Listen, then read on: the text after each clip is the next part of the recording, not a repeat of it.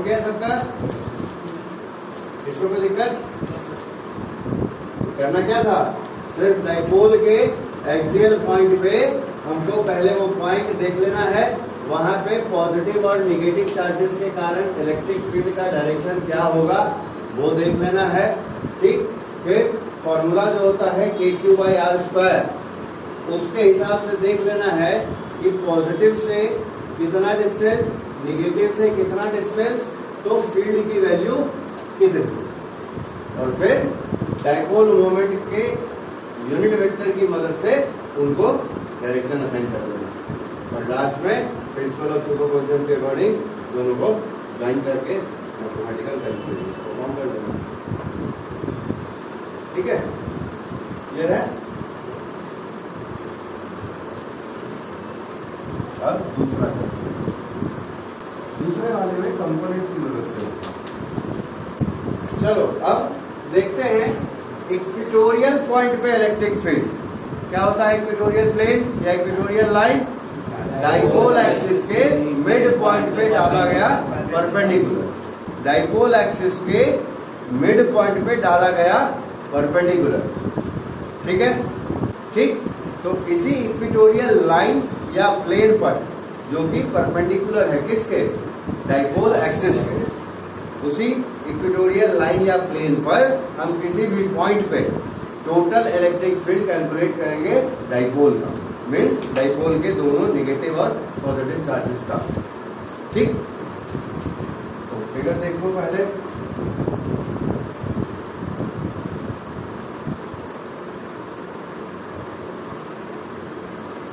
Positive charge, ये axial line draw कर दी। Figure चाहो तो साथ में बना सकते हो।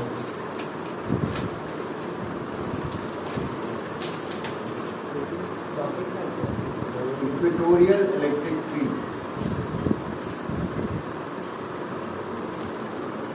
ये अगर मिड पॉइंट हो गया तो ये हाफ डिस्टेंस ए, हाफ डिस्टेंस ए,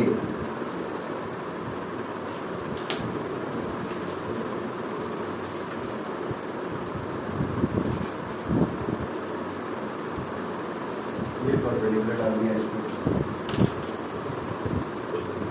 इसी लाइन पे ये बी पॉइंट है, ये क्या हो गया, इक्वेटोरियल लाइन। इक्वेटोरियल और लाइन पे कोई पॉइंट पी मान लिया जो कि इस मिड पॉइंट से कितना डिस्टेंस पर है, आर डिस्टेंस पर। तो देखो चूंकि ये मिड पॉइंट पे डला हुआ परपेंडिकुलर है, तो ये यहाँ तुम्हारा पॉजिटिव से डिस्टेंस और निगेटिव चार्ज से डिस्टेंस दोनों सेम मिलेगा। तो अगर इसको z माना है तो इसको भी z लेना है। ठीक, z की वैल्यू क्या हो जाएगी, perpendicular square plus base square का हाफ पावर, स्क्वायर रूट करेंगे, स्क्वायर रूट की जगह हाफ भी लिख सकते हैं, है ना। तो z की वैल्यू क्या हो जाएगी, r square plus a square पे पावर हाफ। इस z की भी वही वैल्यू होगी, है ना। ये एंगल थीटा, ये भी एंगल उतना ही होगा, दोनों सेम ट्रायंगल्स होंगे। ठीक, अब देखो डायरेक्शन चेक कर लेते हैं। पॉजिटिव के कारण फील्ड यहाँ पे कैसा होगा, अवे फ्रॉम चार्ज, है ना, जिसका मैग्नीट्यूड कितना होगा, के क्यू बाई डिस्टेंस का स्क्वायर।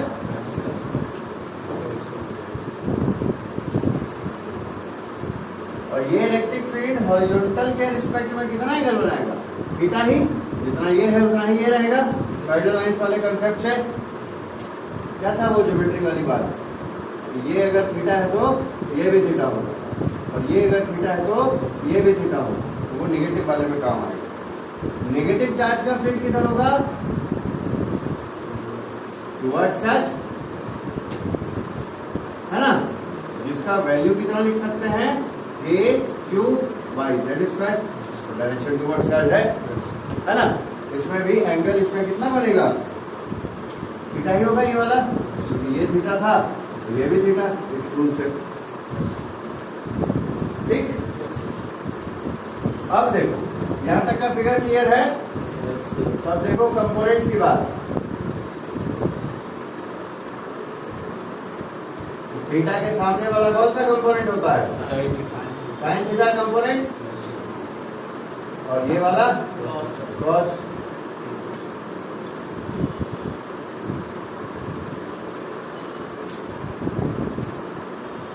थीटा के सामने वाला साइन कंपोनेंट,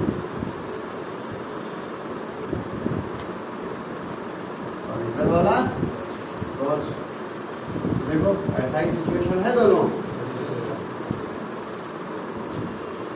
देखो थीटा के सामने वाला साइन कंपोनेंट, ये हो गया पॉजिटिव चार्ज के फील्ड का साइन कंपोनेंट। थीटा के सामने वाला साइन, ये हो गया नेगेटिव चार्ज के फील्ड का साइन कंपोनेंट, और ये दोनों का कॉस और कॉस।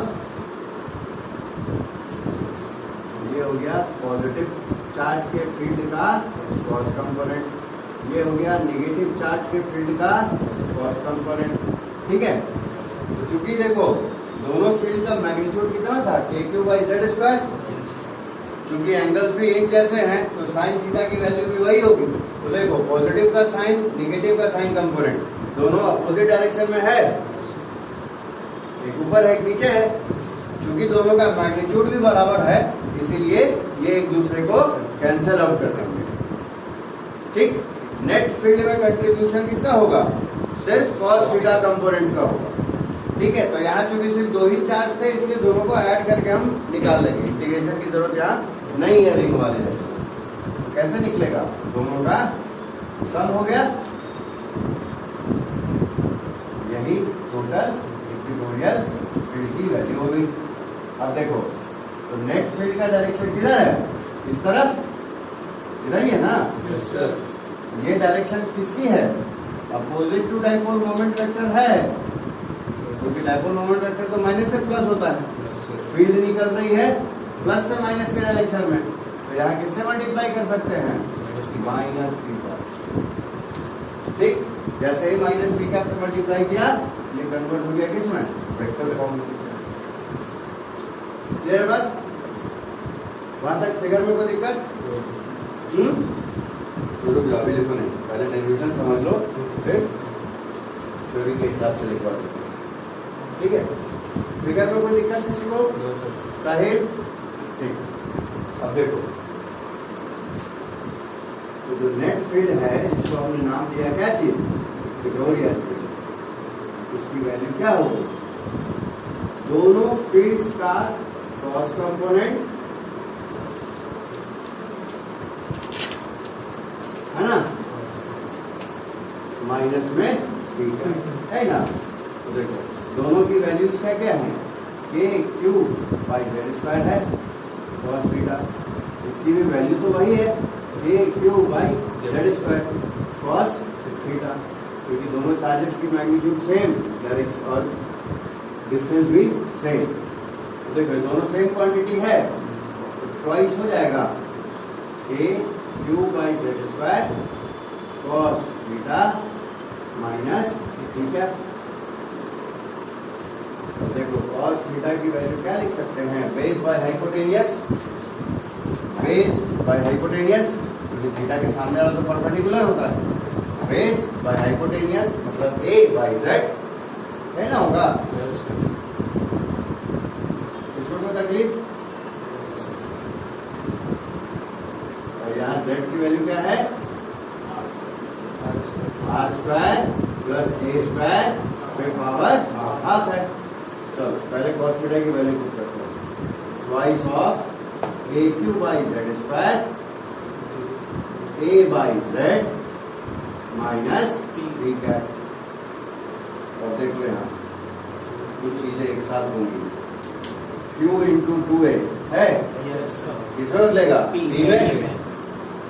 साथ में यहाँ p कैप है, p इंटू p कैप किसमें बदल जाएगा? p वेक्टर में बदल जाएगा। तो देखो बचा क्या? k बचा है ना, और ये तीनों मिलके p, और फिर इसके साथ मिलके p वेक्टर, माइनस साइन तो है ही साथ में, सीधा सीधी p वेक्टर लिख दे। क्लियर है बात? साइड में लिख भी देते हैं, नहीं तो पता चला 2 महीने बाद भुला गए। ये बदला P में, और चूंकि P कैप होता है P vector by P, therefore P vector equals to P into P cap. ये दोनों का एक साथ इस्तेमाल कर लिया, है ना। नीचे क्या मिला हमको, Z का क्यूब मिला। ये हो गया मेन डेरिवेशन, ठीक। ये हो गया मेन डेरिवेशन। अब Z की वैल्यू पुट कर सकते हैं, K minus P vector, Z का सिर्फ वैल्यू था इतना, तो 3 पावर क्या हो जाएगा, यहाँ 3 आ जाएगा, 3/2 हो जाएगा। वो क्या हो जाएगा, 3/2। एक स्टेप बढ़ा के यहाँ आ सकते हैं। और अगेन जैसा एक्सेल में क्या था कि if R is much larger than A, तो क्या होगा, बहुत बड़े में से जब बहुत छोटे को जोड़ेंगे तो भी कोई फर्क नहीं पड़ेगा, बहुत बड़ी क्वांटिटी ही मिलेगी। जैसे 10 करोड़ में 2 रुपया जोड़ भी दिया तो क्या फर्क पड़ता है, कुछ नहीं, मिला तो बहुत बड़ा क्वांटिटी। तो छोटे वाले को हम क्या करते हैं, इग्नोर कर देते हैं। देखो इसकी जगह क्या आ जाएगा, सिर्फ R², 3/2 है ही, 2 से 2 कट जाएगा, क्या बचेगा, R³। जब R much greater than A है तब इक्वेटोरियल फील्ड क्या मिलेगी हमको, A minus P vector by R², है ना। देखो यहाँ डायरेक्शन क्या है, डायपोल मोमेंट वेक्टर के अपोजिट है, तो मैथमेटिकल डेरिवेशन में भी आ गया, ठीक। एक चीज मोस्ट इंपॉर्टेंट एग्जाम्स के लिए,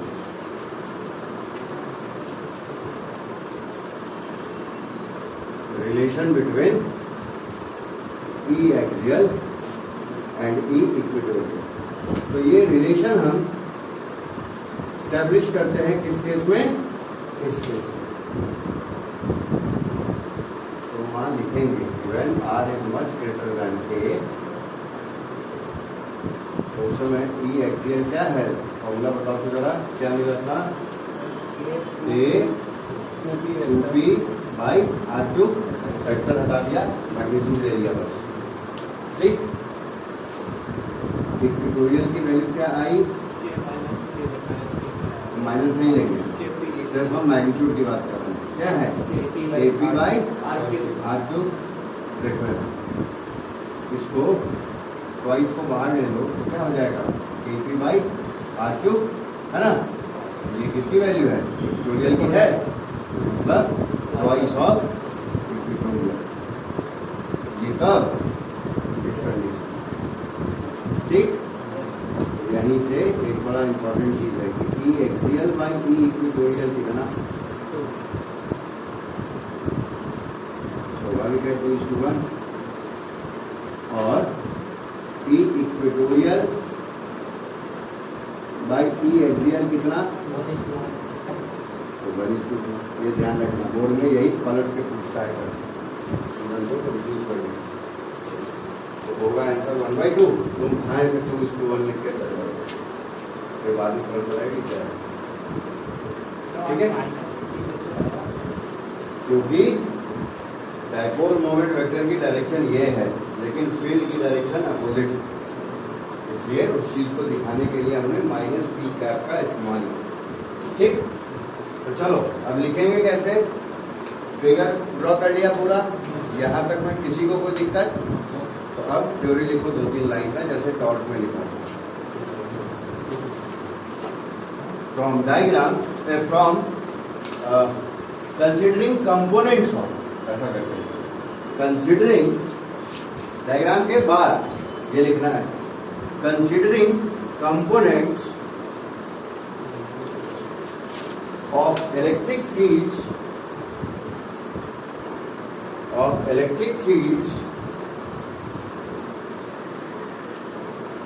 due to plus Q and minus Q,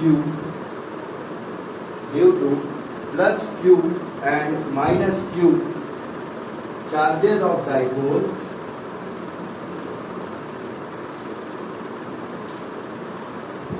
comma, it is clear that it is clear that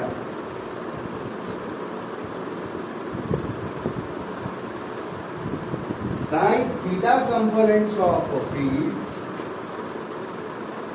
sin theta component of fields, yes, being equal and opposite,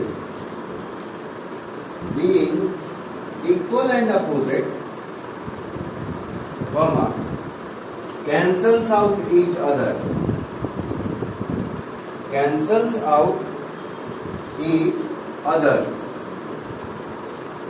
Stop. Change करो. Only cos theta components, only cos theta components being in same direction,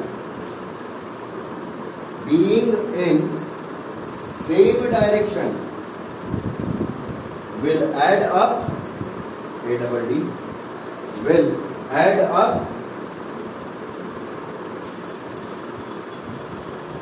to give net oblique resultant electric field at point P, at equatorial point P,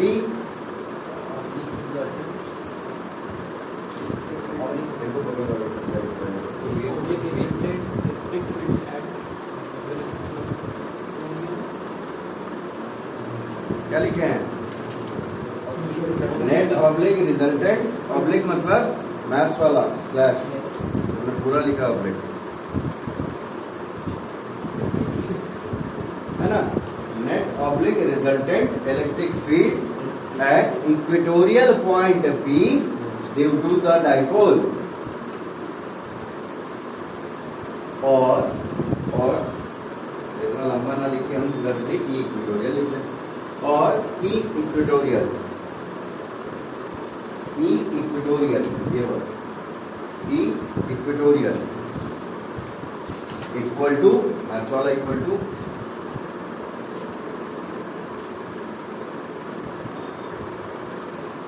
नहीं, maths वाला equal to जाएगी. क्या लिखा है?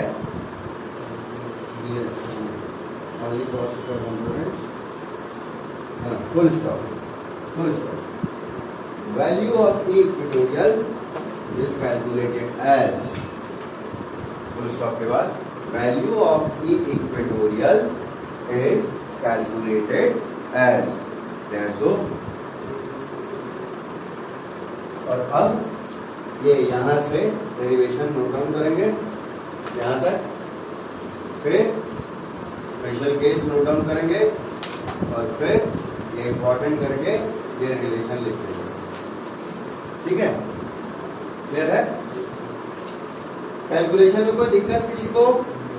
पक्का? ठीक है, करो फटाफट.